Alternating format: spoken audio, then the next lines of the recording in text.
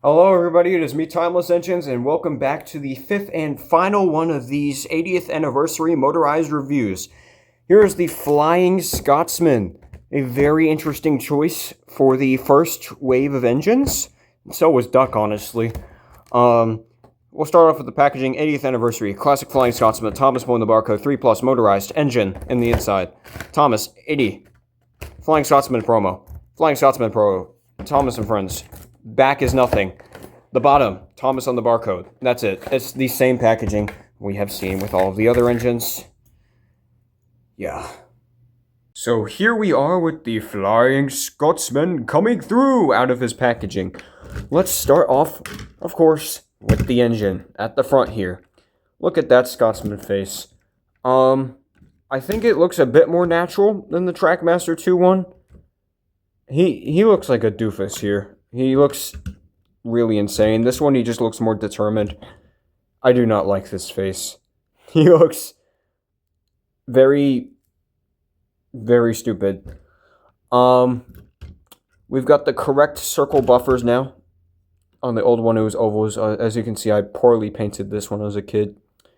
We'll put him aside for a second. Smoke deflectors. Funnel, the nice logger funnel. Oh yeah, he's got the black running board as opposed to all the white ones we've seen this week. The pistons, like with Gordon, we've got wheels hiding down here. The valve gear, I think it's called. Side here, I'm so glad these smoke details are gone. And also, I'm not sure if I'm the only one whose is like this. I'm not sure if this is like all of them, but he's got like a glittery plastic on the TRACKMASTER 2 version, which is interesting. I really like this shade of green, though. This is such a nice shade of green. On camera, it looks a bit more like a Samson green, but in person, it's like a little bit different. Flying Scotsman. Nice black and white stripes. TRACKMASTER 2 one, it was just black. White striping on the arches here. New side rods. All these bolts and handrail details, these are all very nice. Oh, this is molded. These are both molded. Okay, I thought these were just like printed on. Okay, so that's interesting. That's pretty nice. Cab. It's practically the same as Gordon's from the back. Let's pull up Gordon here. Gordon is taller. That's something interesting to note. So who's the little brother now? Yeah. Excuse me. Back is pretty plain though. And then this side is basically just the same as the other side. Now we'll really pull in for some comparisons between the engines. Obviously much taller. This one had this, I guess, maybe the whistle right here. This one's lacking it. We got the double handrails still, or I guess not handrails. I'm not sure what this is meant to be. These lines.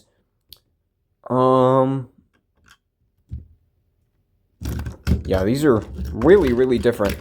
Most of the running board here is red. This one's like not black, but this is actually a dark green. It's hard to see on the camera, but that's always been something interesting to note.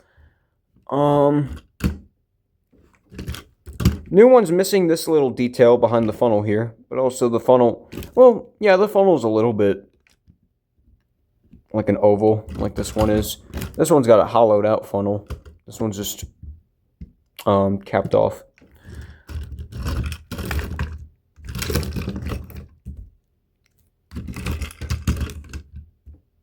Something about the size difference between these two looks especially crazy, in my opinion. Yeah, that is wild. All right, tender time. Let's take a look at the first tender. We've got LNER bolts, the white and black lining. We got this piece, which is like kind of the cap up here.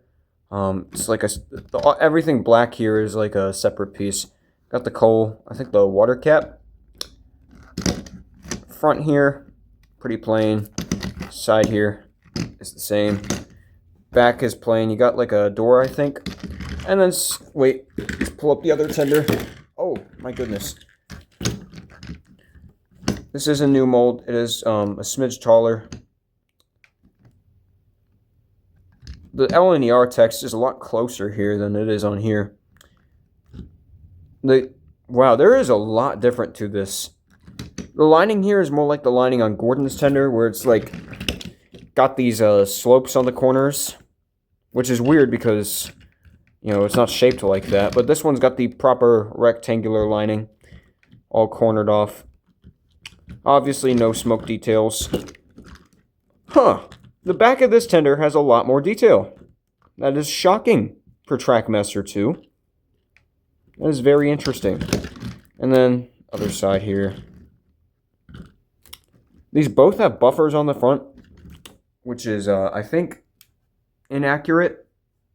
I know for Gordon's tender it's inaccurate, having buffers on the front, but I don't think the TRACKMASTER 2 one had it. But all rolling stock or tenders of this size now just uses the same chassis block. So anyway, and then second tender. Once again, this part up top, different mold. 4472. A lot of the same look, honestly. Yeah. Sides there. Once again with these sloped lines on the side. And then the 4472 is much closer.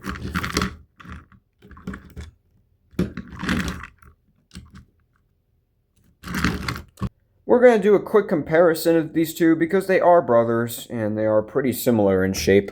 Here's the sides, fronts, other sides, and the back, which we've already seen. Alright, so this new Flying Scotsman is a humongous improvement from the TRACKMASTER 2 Flying Scotsman. I honestly, Flying Scotsman, the old one, is like one of the most overlooked engines in my collection because I just really don't like him. I avoid using him. But already in the past like week of me having this one, I've probably ran it more than I've ran this one since December of 2016. So that is pretty crazy. Yeah, now let's get Flying Scotsman coming through onto the track. So there goes the Flying Scotsman on the paint delivery set. His batteries aren't the freshest at this point, but he's a pretty good runner. I like him a lot.